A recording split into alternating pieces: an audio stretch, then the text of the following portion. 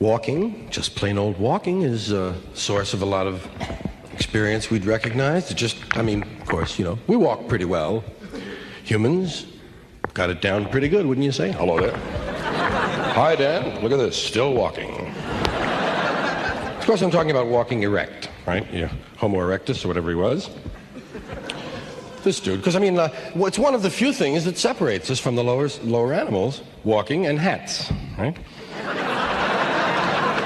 You rarely see a lower animal with a hat, and if he does, chances are a man put it on him, But there are some animals that walk erect for short bursts. You've seen them,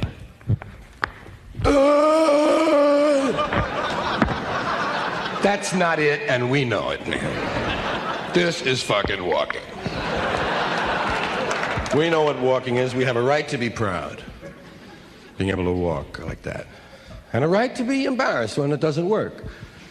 When we walk dopey. Sometimes you do something dumb, Sometimes it's not your fault, but you always blame it on something else. Just a little misstep. Blame it on the sidewalk. Can't be me. I'm graceful. You've seen it.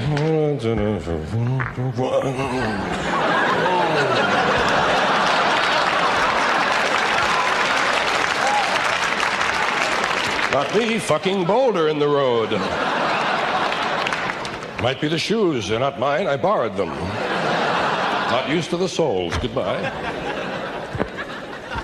Couldn't be me. That's why I like with a limp, Limp, some people go, ooh, but that's not right. Guy with limps don't do that. Unless he just got the limp. But you've seen some guys. Some guys are good, man. Some guys are really into their limp. They've had it a long time, man. It's like years. And you've seen guys like that, man. They pivot on it. Hey, you've seen those guys. A lot of guys. They go up you see them go up a spiral staircase. Did you see that shit? Screws himself.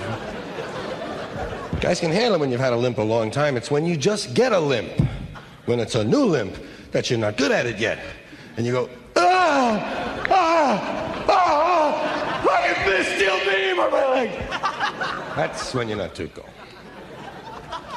Did you ever walk and count your footsteps? How many of them fall in each box on the sidewalk?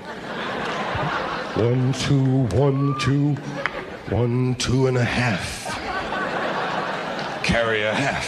1, 2 and a half. Hate doing math while I'm walking.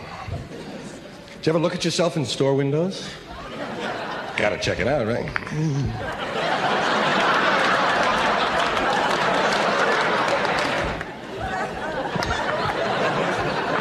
Trying to see your profile? Never seen it. Sometimes you're walking up the stairs and you think there's another stair.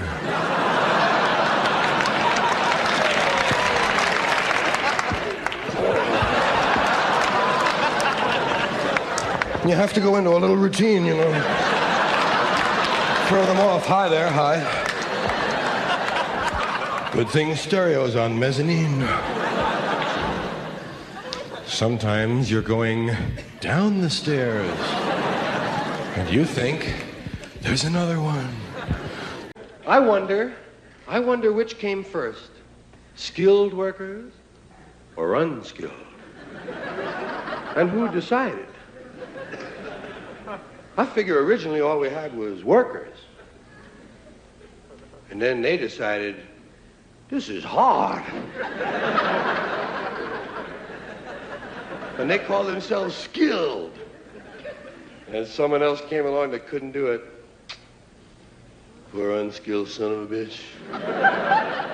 They moved right past his ass, man, when he was just in the landing area. Do you think maybe Charlie McCarthy has little wooden balls? I've always wondered. Hi, Charlie. Hi, Charlie. You know what I wonder about? I wonder why we buy flowers. Why do we buy flowers? They're free. They grow all over. Yet we buy them. We pay good money for flowers. Flowers that are dying, I might add.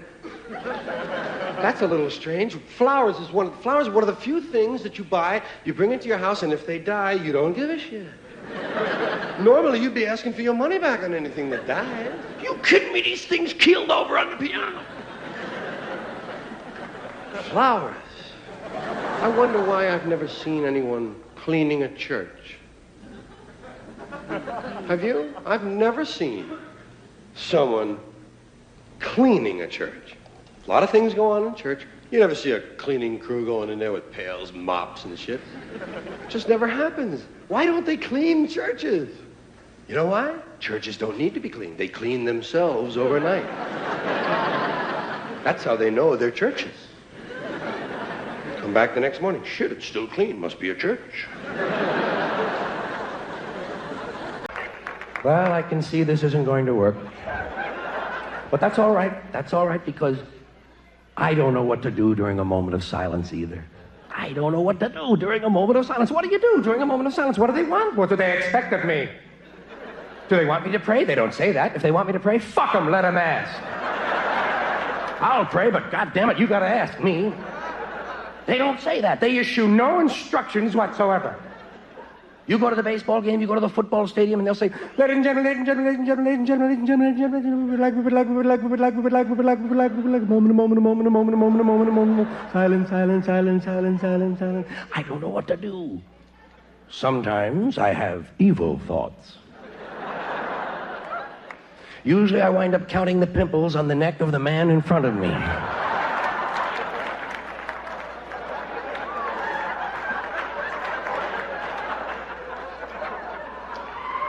Looking for a whitehead with a hair growing through it.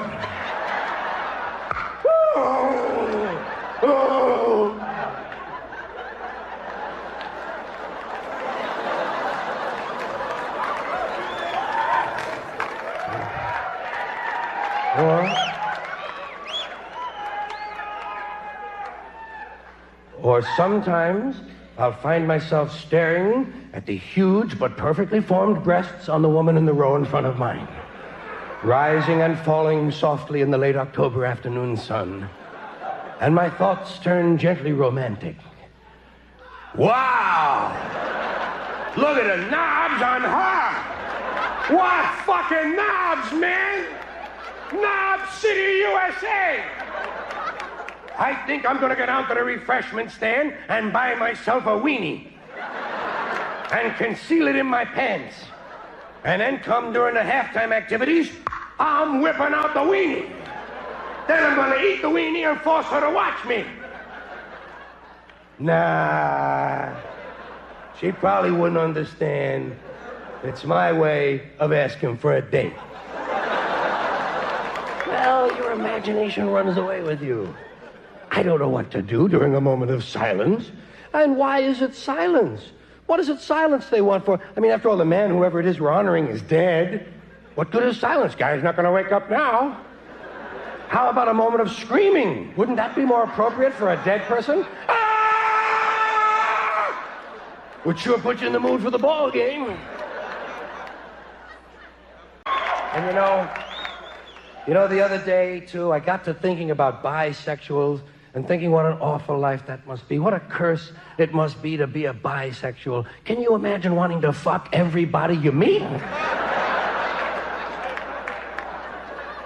Think of all the phone numbers you'd accumulate. You might as well just walk around with the white pages under your arm.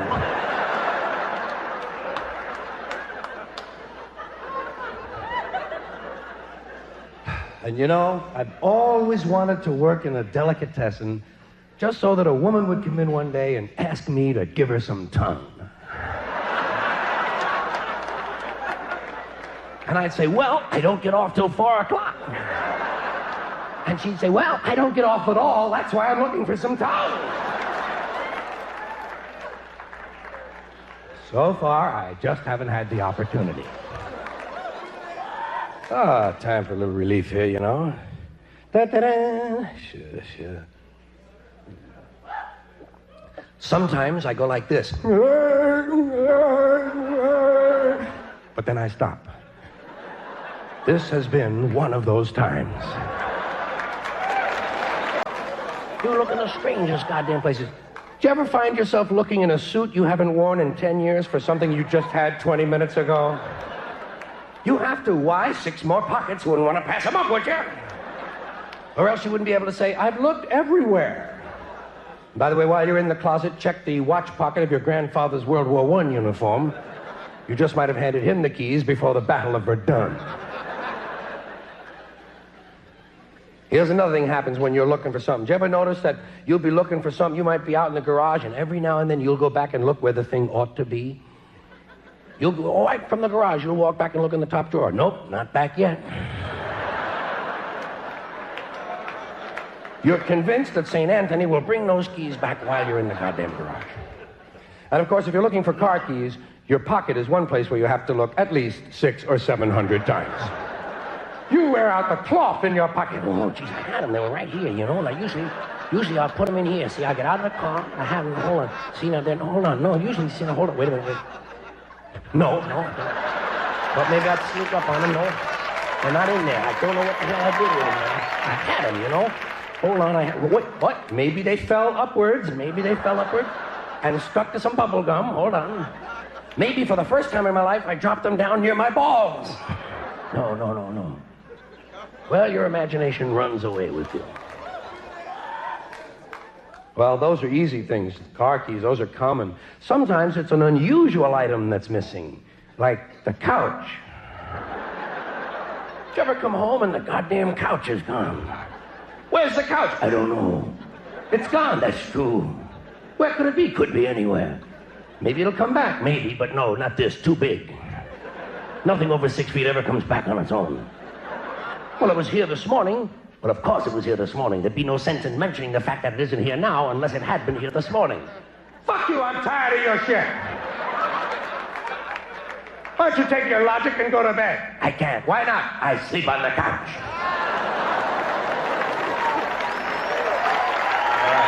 Well, what are they going to do if they catch me? Give me a ticket? You know, that's the big fear in some people's lives. Ain't this a bitch? Might get a ticket. You know how to handle a ticket by now, don't you? You got to be firm with the policeman. Be firm with that policeman. Policemen respect strength. While he's writing out the ticket, you got to flash him a whole lot of bad looks.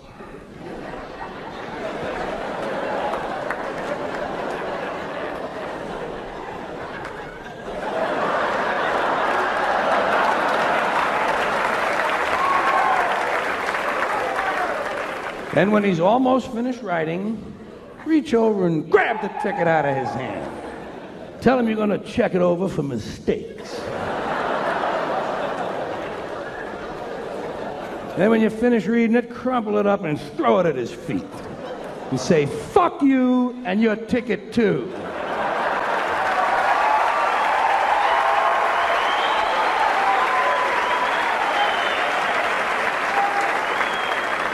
You asshole in a hat!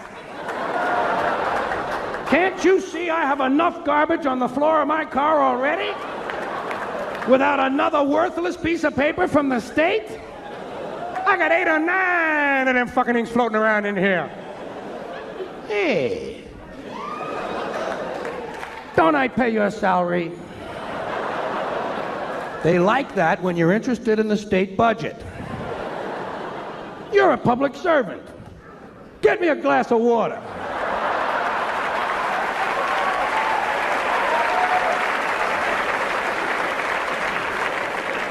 You pin-headed prick. You're holding me up, Jack. People are waiting for me at a party. I got a trunk full of heroin. Get the fuck out of my way, will ya? Tell them it's your car. Tell them it's your car and you do what you goddamn want with it. See, I own this car. My name is on the pink slip. I do what I want, and I own the highway, too. That my taxes paid for that. They're both mine. I own the highway, and I own the car. I own everything, goddammit! He'll be glad to hear that shit. That's what they like, people who know their rights. That way they don't have to read them to you on the way downtown to the maximum security penitentiary, where you'll spend the rest of your life with no conjugal visits. Except from some big guy you don't want one from. It's exciting. I like it when nature is excessive. That's why I like natural disasters. All these natural disasters have been going on. I fucking love them. I can't get enough of them. Oh, when nature's going crazy, throwing things around, scaring people and destroying property, I'm a happy fucking guy. I'm a happy fucking guy. I look at it this way. For centuries now, man has done everything he can to destroy, defile, and interfere with nature. Clear-cutting forests, strip mining mountains, poisoning the atmosphere, overfishing the oceans, polluting the rivers and lakes, destroying wetlands and aquifers. So when nature strikes back and smacks man in the head and kicks him in the nuts, I enjoy that. I have absolutely no sympathy for human beings whatsoever. None. And no matter what kind of problem humans are facing, whether it's natural or man-made, I always hope it gets worse. Don't you have a part of you that secretly hopes everything gets worse? When you see a big fire on TV, don't you hope it spreads? Don't you hope it gets completely out of control and burns down 6 counties? You don't root for the firemen, do you? I mean, I don't want them to get hurt or nothing, but I don't want them putting out my fire. That's my fire. That's nature showing off and having fun. I like fires.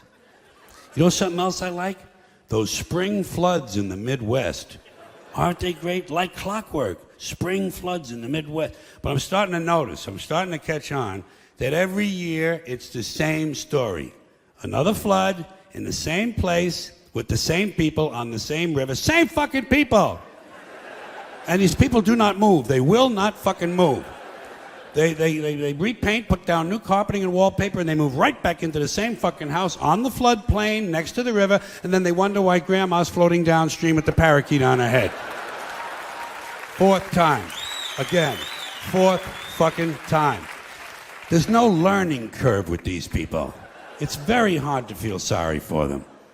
Every year, same people, same rowboats, out there paddling around, rescuing a chicken. What the fuck kind of a life is that? Well, our kids love it here. Oh, really? What do they got, gills? And while they're showing all that shit on the screen, the announcer is saying to me, "It's been raining steadily for 3 months now. The ground can't hold any more water. The river is cresting higher than it has in 2 centuries. The levees have washed away. And I just hope it keeps raining and raining and raining and raining and raining and raining and raining and raining and raining and raining and raining and raining and raining. And it rains steadily for 5 years. And then after that, for 10 years, it's cloudy, with occasional showers, and the river never returns to its natural banks. It becomes a completely new river, and the borders of 3 states have to be changed, and all the maps and atlases have to be redrawn and reprinted, and no one's couch ever completely dries out. For years and years, every time they sit down, there's always a little squish. Dan, Linda, come on in, you guys, have a seat. Squish, squish. I like that. I'm an interesting guy. I always hope that no matter how small the original problem is, it's going to grow into bigger and bigger proportions that get completely out of control, and I'll give you a concrete example. Let's say a water main breaks in downtown Los Angeles and it floods an electrical substation, knocking out all the traffic lights and tying up the entire city, and emergency vehicles can't get through.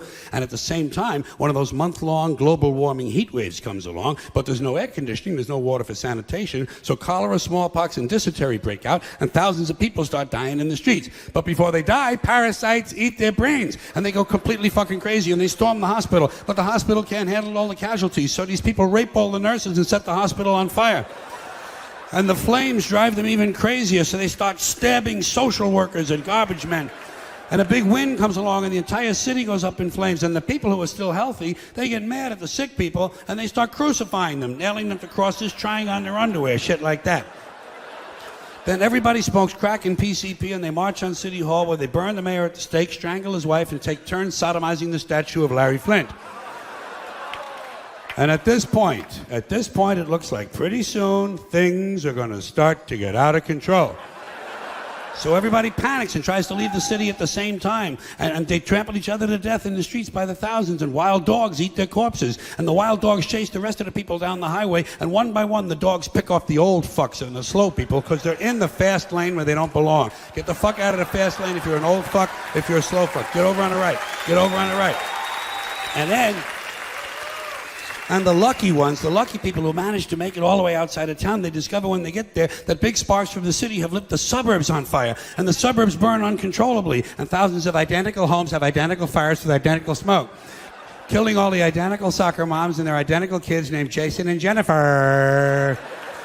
And now the fire spreads to the farmlands, and the farmlands burn intensely at 425 degrees, creating millions of baked potatoes. And as the farmlands burn, thousands of barns and farmhouses begin to explode from all the hidden methamphetamine labs. And the meth chemicals run downhill into the rivers and streams where wild animals drink the water and get completely geeked on speed. So bears and wolves, amped up on crank, start roaming the countryside looking for people to eat, even though they're not really hungry. And the fire spreads to the forest, and the forests burn furiously, and hundreds of elves and trolls and fairies come running out of the woods screaming, Bambi is dead, Bambi is dead. And he is, finally that fucking little cunt Bambi is dead. Dead. Now hundreds of regional fires come together into one huge interstate inferno, and all 12 of the western United States are burning out of control, except Utah, where the Mormons don't allow fires. And the fire spreads across the Great Plains, toasting the wheat, cooking the cattle, and producing hamburgers, actually. Then it leaps the Mississippi and races through the South, blowing up stills, interrupting lynchings, and killing millions of inbred people. And then it turns northeast and it heads for Washington, D.C., where George Bush can't decide if it's an emergency or not. He can't decide this. He doesn't know. It's hard. Oh, it's hard work. You know? No. Yeah. He can't decide because Dick Cheney is in prison. So instead, he takes a nap. He puts his empty, fucking brainless head down on the little pillow his mother gave him at Christmas time, and he takes a fucking nap. So the fire moves to Philadelphia, but it's a weekend, and Philadelphia's closed on the weekend. So the fire moves to New York City, and the people in New York tell the fire to go fuck itself. Go fuck yourself. Yeah. And it does. Yeah. And it does. So instead, it burns down Long Island and Connecticut, killing all the rich white assholes and completely destroying their evil faggoty golf courses.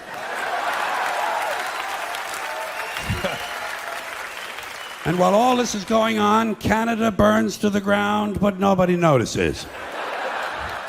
And now the entire North American continent is on fire, producing a huge thermal updraft and creating an incendiary cyclonic macro system that forms a hemispheric megastorm, breaking down the molecular structure of the atmosphere and actually changing the laws of nature. Fire and water combine, burning clouds of flaming rain fall upward, gamma rays and solar winds ignite the ionosphere, creating huge clouds of ionized plasma. Bolts of lightning 20 million miles long begin shooting out of the North Pole, and the sky fills up with green shit. And then suddenly, the entire fabric of space-time splits in two. A huge crack in the universe opens, and all the dead people from the past begin falling through. Babe Ruth, Groucho Marx, Davy Crockett, Tiny Tim, Porky Pig, Hitler, Janis Joplin, Alan Ludden, my Uncle Dave, your Uncle Dave. Everybody's Uncle Dave. An endless stream of dead Uncle Daves falling through the crack. And all the dead Uncle Daves gather around a heavenly kitchen table. They light up cigarettes and they begin to talk.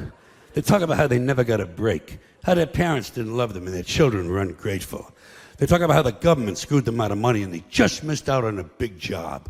They say the Jews own everything and the blacks get special treatment. And all the hatred and bitterness drips out of these people and forms a big pool of liquid hate. And the pool of liquid hate begins to spin. Round and round it spins, faster and faster. And the faster it spins, the bigger it gets. Faster and faster, bigger and bigger, until the whirling pool of hate is bigger than the entire universe. And then suddenly it explodes into trillions of tiny stars. And every star has a trillion planets. And every planet has a trillion Uncle Daves. And all the Uncle Daves have good jobs, perfect eyesight, and shoes that fit. They have great sex lives and free health care. They understand the internet. Their kids think they're cool, and they all love their neighbors. And every week, without fail, Uncle Dave wins the lottery.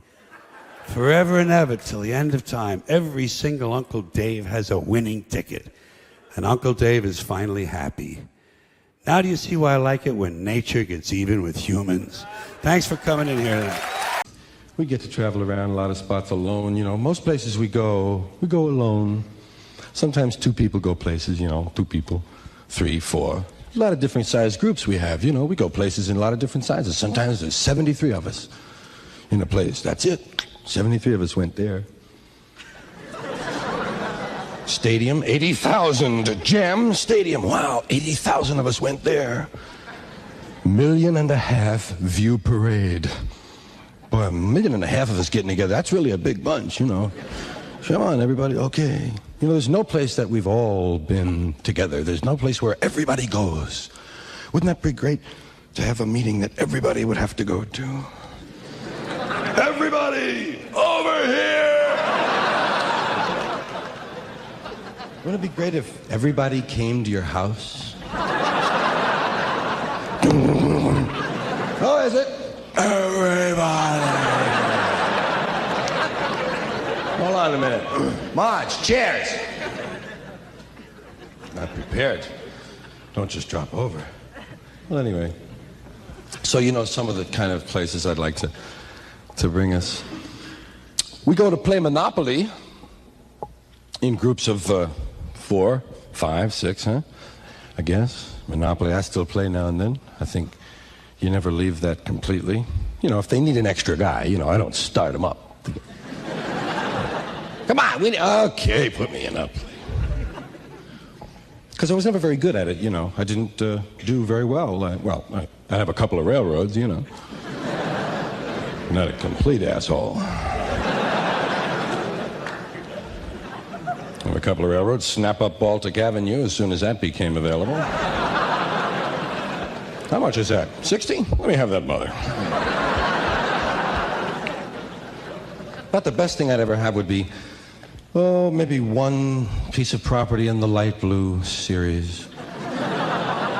Oriental Avenue, nothing on it, of course.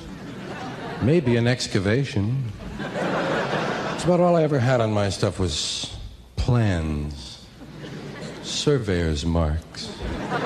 All my friends had industrial parks, condominiums, shopping centers, malls. Oh boy, Carlin, you're coming down my side now, man. Wow. Big one. Hot shit, a 12.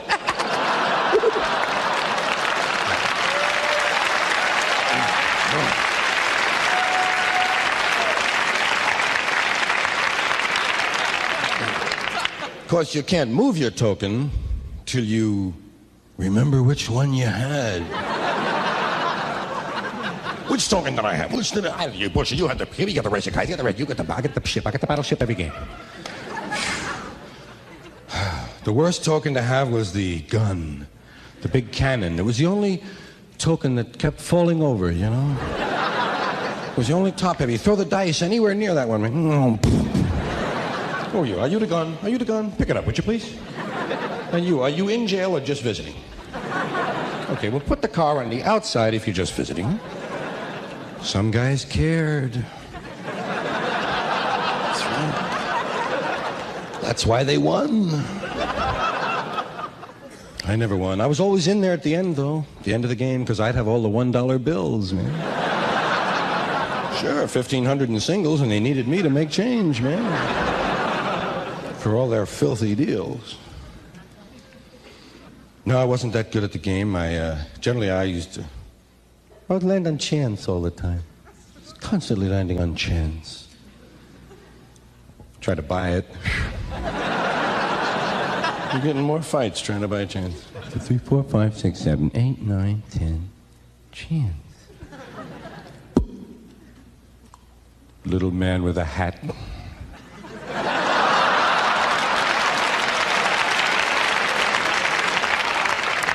$200 for being an asshole. Shuffle them good. That's the second time I got that one. Did you ever go to shake hands with a guy and he doesn't notice? And you go...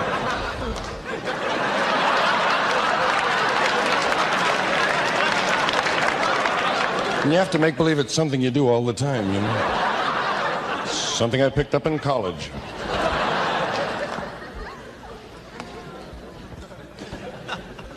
Seen you at the supermarket. A lot of things happen in the supermarket that we all, I think, experience when we're there. Obviously, it doesn't happen to you when you're not there. But little things like, have you ever selected an item at the supermarket and begun to put it in someone else's basket by mistake?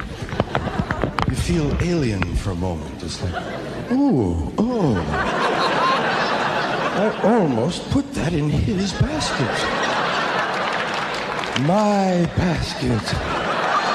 My basket. I know it's mine? Yes. Like the macaroni and the cupcakes, that's mine.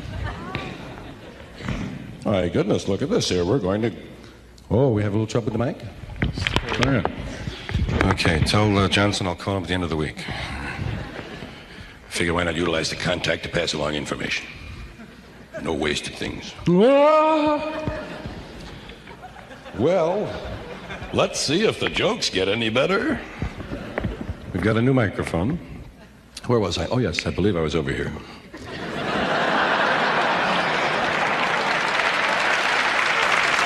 Supermarket. Did you ever in the supermarket walk away with someone else's cart? They get mad. Hey, come here, that's my stuff! Not yet, it isn't. Still belongs to all of us. And if I want to shop out of your cart, I'll shop out of your cart.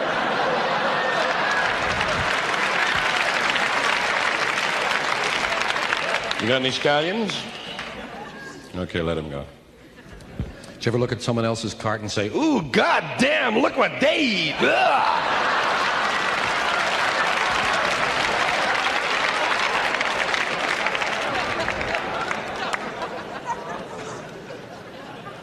Do this, get your cart full. Get a full cart, a whole mound of groceries. And fill up the bottom part, too. You know what goes down there? Case of Shasta, large box of Tide. Get the whole thing full and go on down to the checkout counter and look for somebody with just one item. And ask them if you can get ahead of them. Pardon me, you mind? Yeah, pardon me. You mind if I get ahead of you? Okay. All I have is a full cart. Did you ever try to go through the express lane with more than the prescribed number of items? You have to give them the quick count. 1, 2, 3. 111 packs of Franks. It's all one item. Go ahead. It's quicker than arguing. I find the best way to go shopping at the supermarket is to be a little hungry. Don't eat for a couple of days. 2 days is just about right. You go any longer than that, you begin to hallucinate and all the cans look the same. But 2 days is pretty nice. And get good and hungry. And then smoke 8 joints, take $500 and go to the supermarket.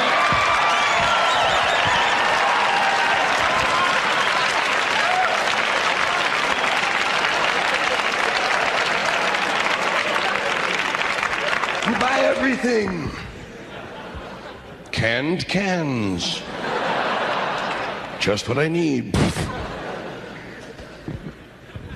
And things you really love, you buy 2 of them. Because you know you're going to eat one as soon as you get home.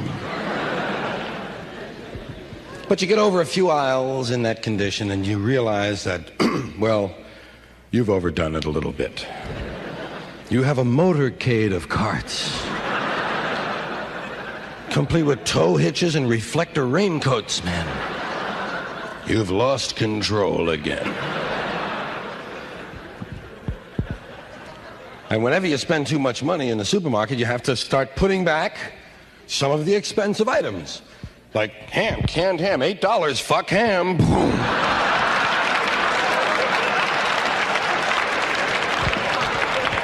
Get some more Junior Mints, honey, I put the ham back.